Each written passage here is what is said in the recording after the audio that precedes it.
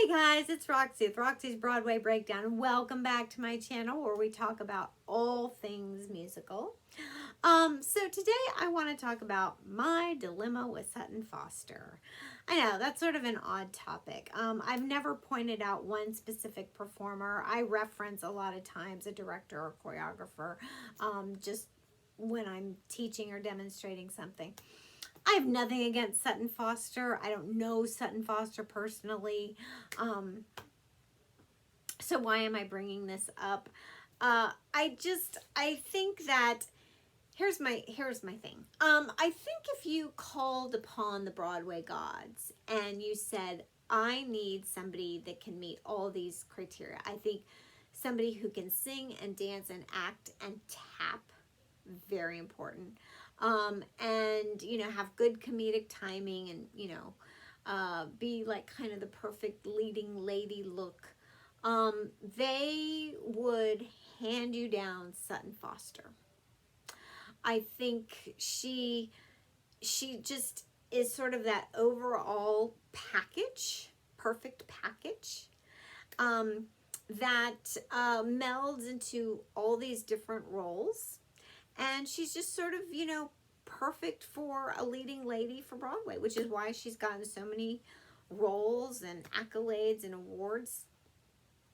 And she's perfectly entertaining. I mean, there's nothing about her that really bothers me. I think she's just perfectly well suited for roles that she's done, especially Millie. I think Millie was probably one of her best roles. So you're probably thinking, well, what's the dilemma? What's the hang up? I think, though, there are other performers that when I see them, like a Bebe Neuwirth or a Cheetah Rivera or Nathan Lane or Billy Porter, I'm just so grabbed by them. I find them so exciting and dynamic on stage. And when I hear them, I'm like, I know it's them. Like, they're so distinct and they're so charismatic. To me, they have sort of that it factor, that grab factor that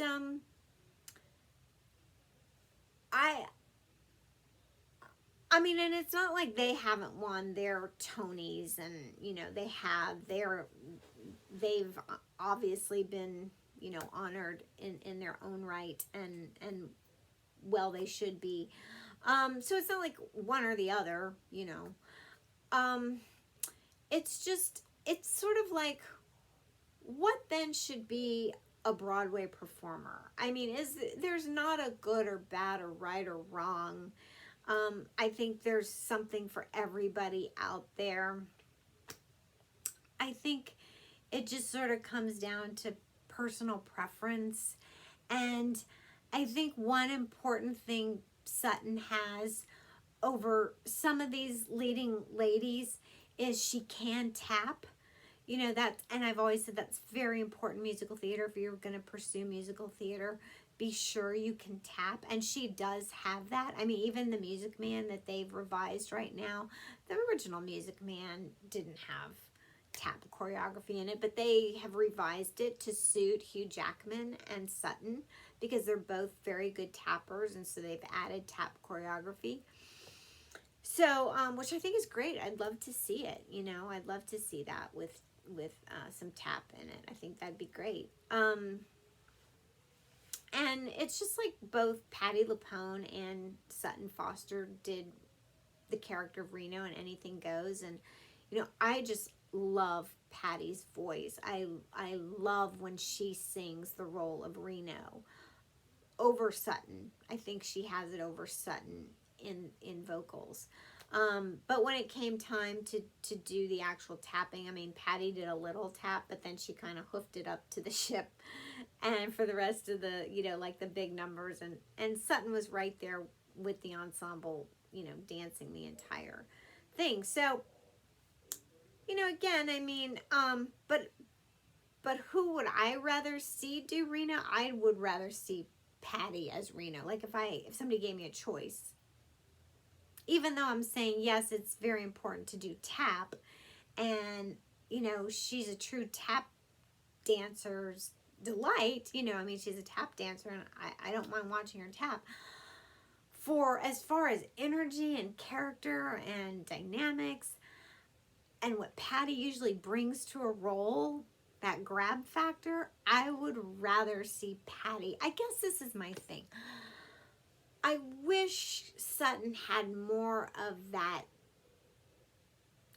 pizzazz or sizzle that some of these other performers bring to stage. I think she sort of plays it very safe.